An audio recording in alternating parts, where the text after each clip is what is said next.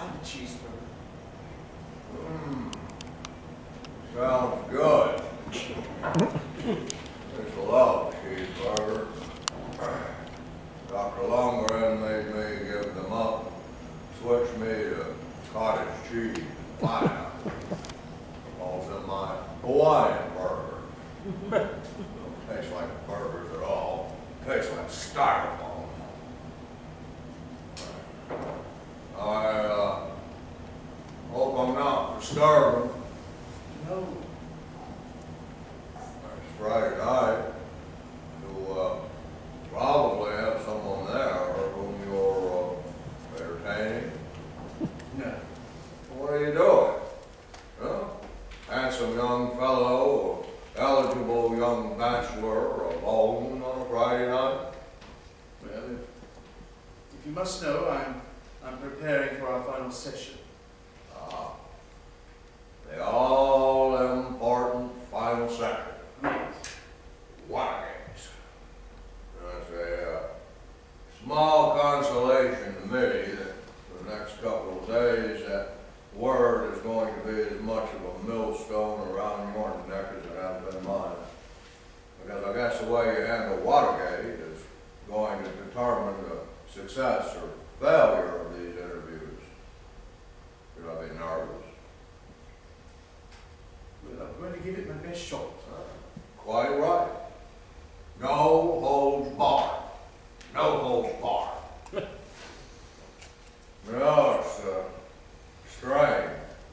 You and I have sat in chairs opposite one another for hours, it seems days on end, and yet we've hardly gotten to know one another.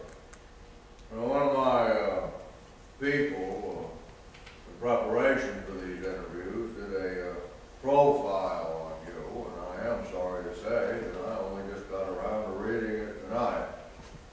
There's some interesting stuff in here.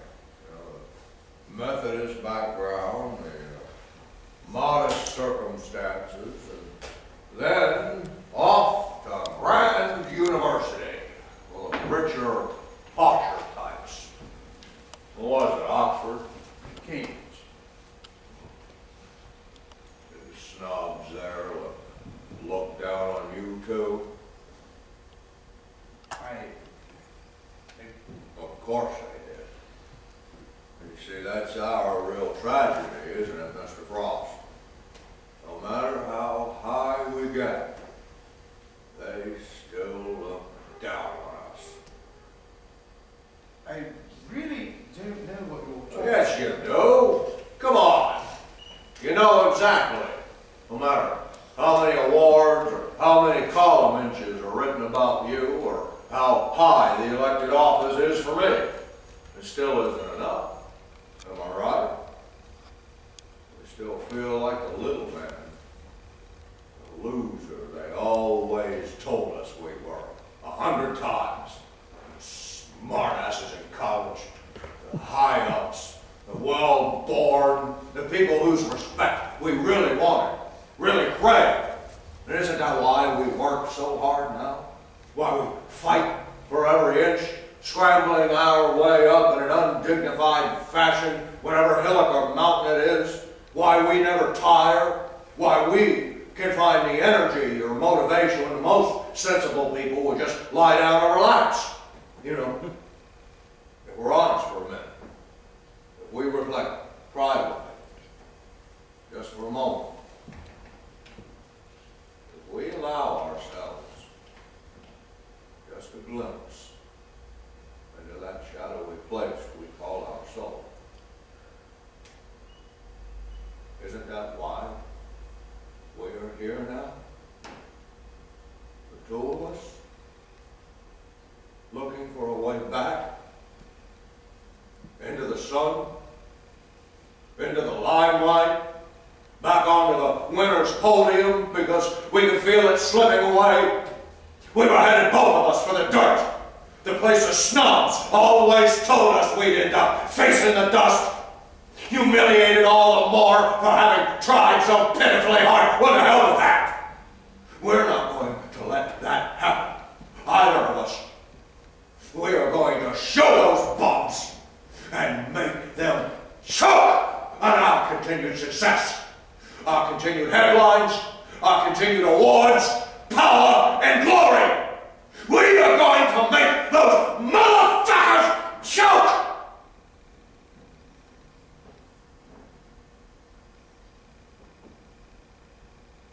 Am I right?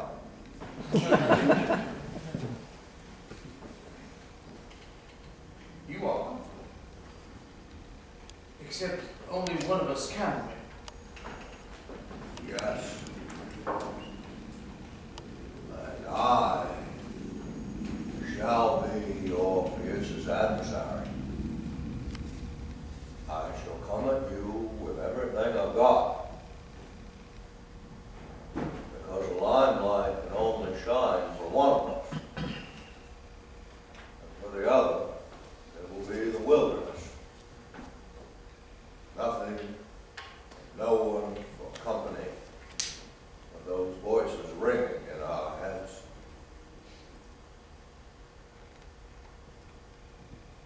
Well,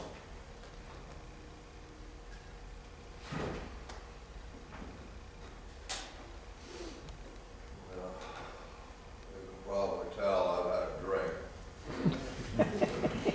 Not too many, just one or two.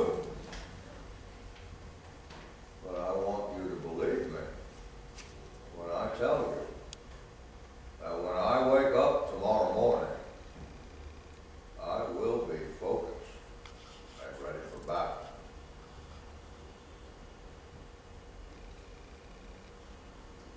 Well, good night, Mr. Frost.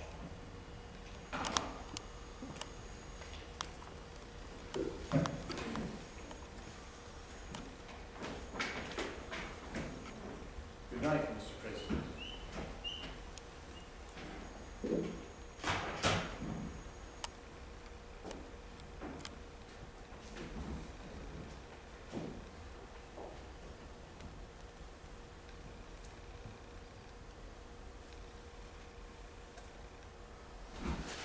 With or without cheese, several burgers. David? I've got to work. April 13th, 1977. Final day of the Nixon Frost interviews. Manolo Sanchez woke the president at 6:30, gave him coffee, bowl of fruit. Then the president ran 200 paces on the spot, exactly as he'd done every morning of his political career. Sanchez dressed the president in his trademark dark blue suit and accompanied him to his car. He was joined in the back seat by Ray Price, a speechwriter. Frank Gannett, Diane Sawyer, Ken Ketchikan, and I followed in the second car. 6:45 a.m. David wakes up at the hotel and orders room service, coffee, fresh fruit, and a bagel. He showers, and then on his way back into the room, finds an envelope which had been slipped under his door. It had happened almost by accident. Back seeing my family over Easter on the Saturday afternoon, I hadn't been able to resist taking a final look at the transcripts of the White House tapes. I went to the federal courthouse and on a hunch, asked for everything prior to the famous smoking gun date of June 23rd that everyone felt was evidence of Nixon's involvement with the cover-up. Then, after a couple of fruitless hours among the mountains of evidence, something caught my eye. The transcript of a conversation with Charles Colson, Nixon's darkest henchman. I flicked my eyes over it, then when I realized what I was reading, I made myself sit down and start over and over and over. Because if it said what I thought it said,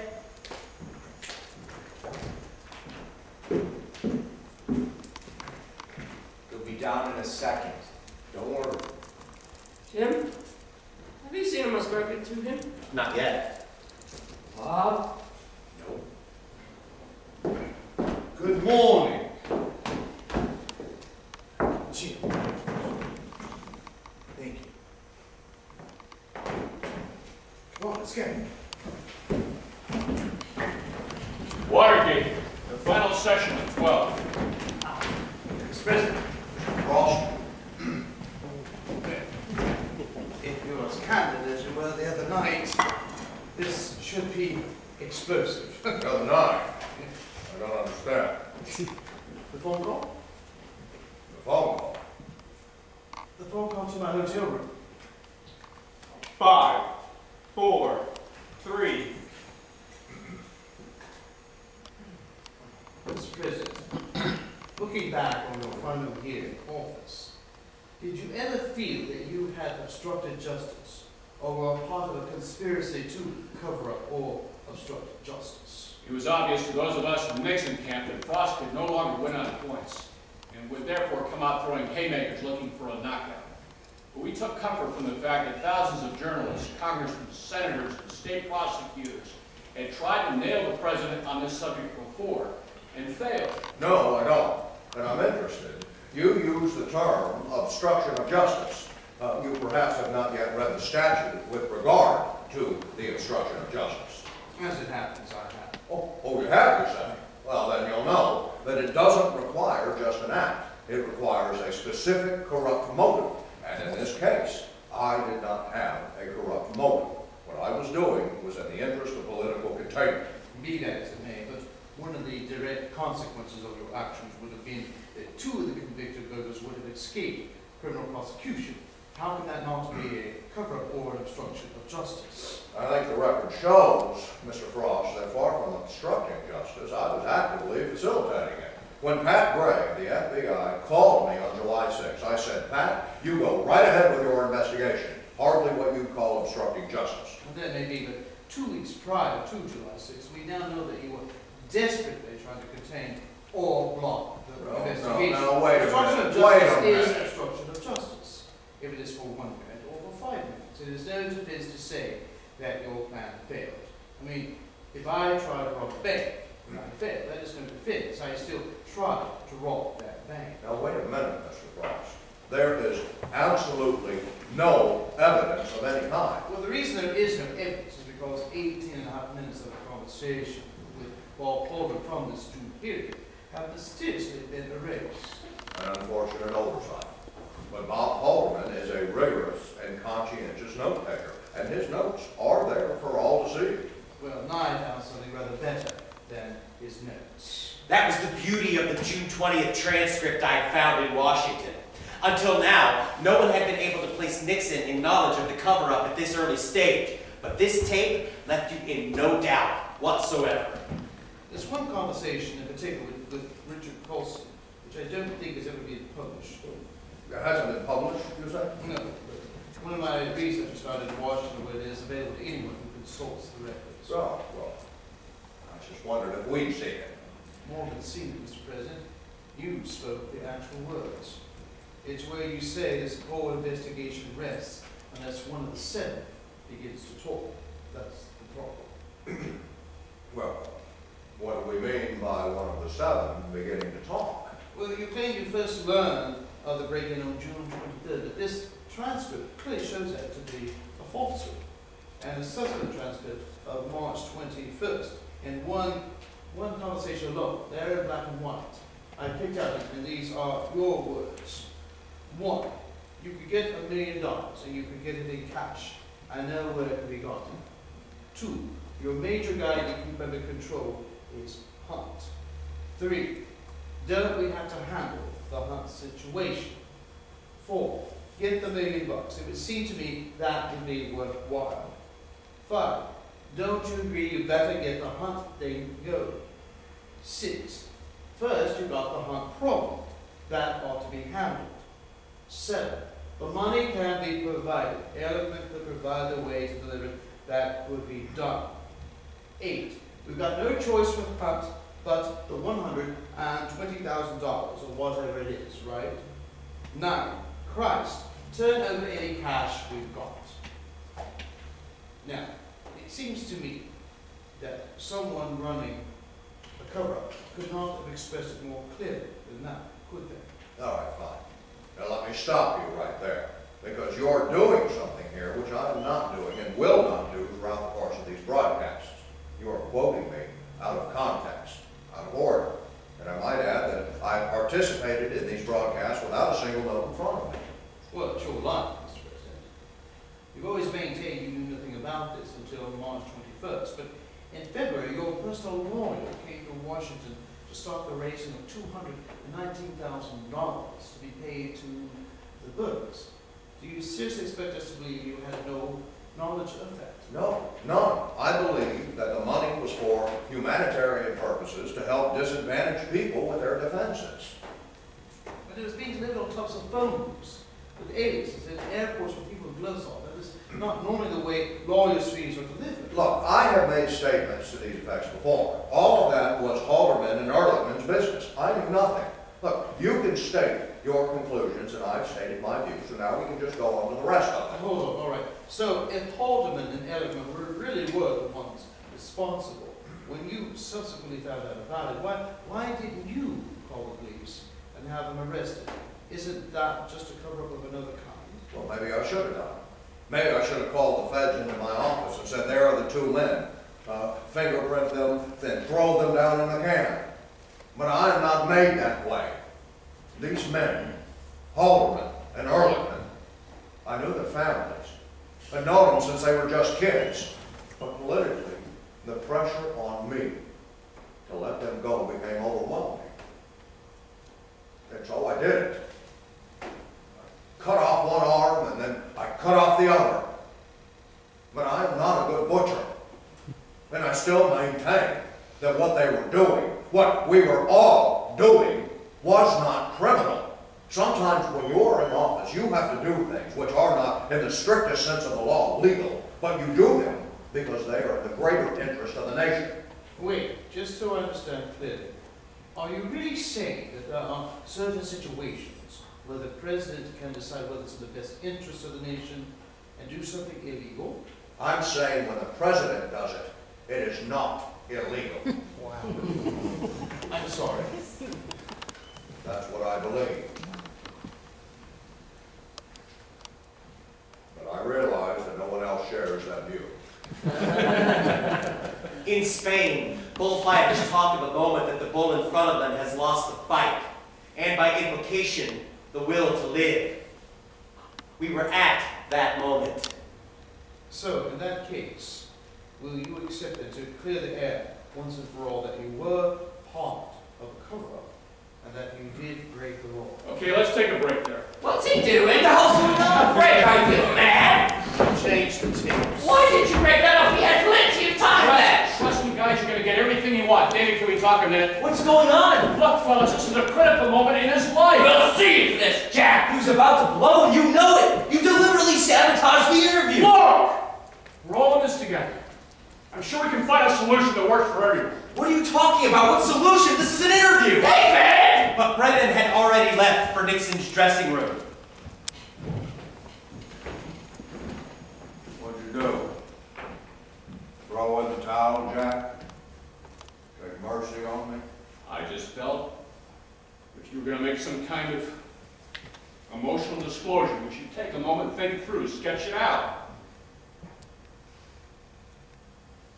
I just want to impress upon you how crucially important this moment is, and how many potentially devastating consequences unprepared emotional disclosures could cause. I know.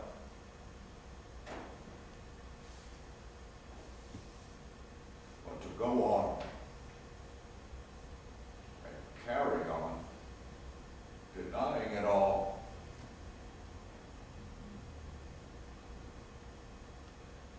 I'm tired, Jack.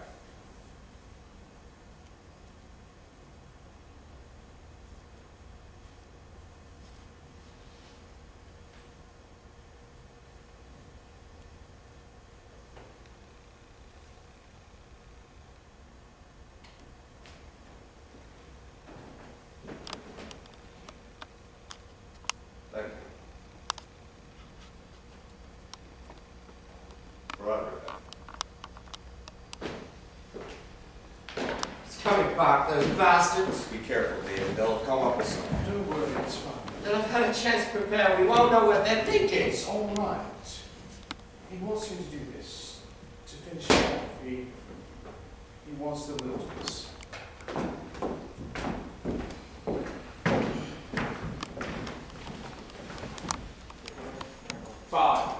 4, 3. Mr. President, we were talking about mistakes you made, and I was wondering, would you go further than mistakes, the word that seems not enough for people to understand? Well, what word would you express? My goodness. All right, since you've asked me. There are 3 things that the American people would like to hear you say. 1, there was probably more mistakes. There was wrongdoing. And yes, there might have been a crime too. Secondly, I did abuse the power I had as president. And thirdly, I put the American people through 2 years of agony, and I apologize for that. And I know how difficult it is for anyone, especially for you, but I think that people need to hear it. And I think unless you say it, you are going to be haunted for the rest of your life.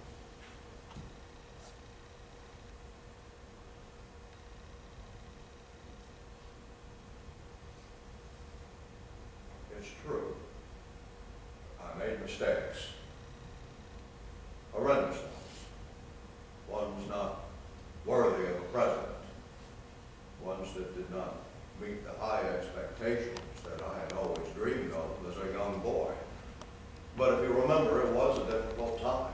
I was caught up in a 5-front war with a partisan media, a partisan House of Congress, a partisan urban committee.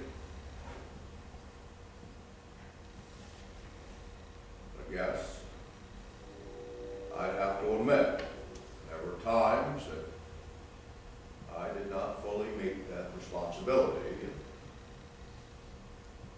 I was caught up in a cover-up, as you call it. But for all those mistakes, I have a very deep regret. Now, if you want me to get down on the floor and grovel, no. No. I still say that they were mistakes from the heart, not mistakes from the head. But they were my mistakes, and I don't blame anyone else. I brought myself down. I gave them a sword, and they stuck it in and they twisted it with relish. I guess if I was in their position, I'd have done the same. And the American people, Well, I just hope I haven't.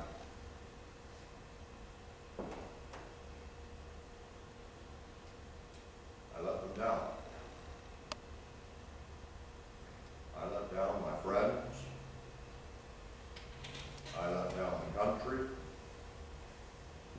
And worst of all, I let down our system of government and the dreams of all those young people who want to get into government and now think it's too corrupt and the rest.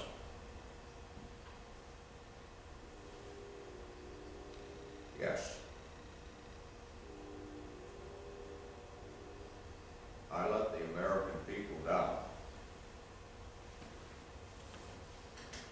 And I have to carry that burden with me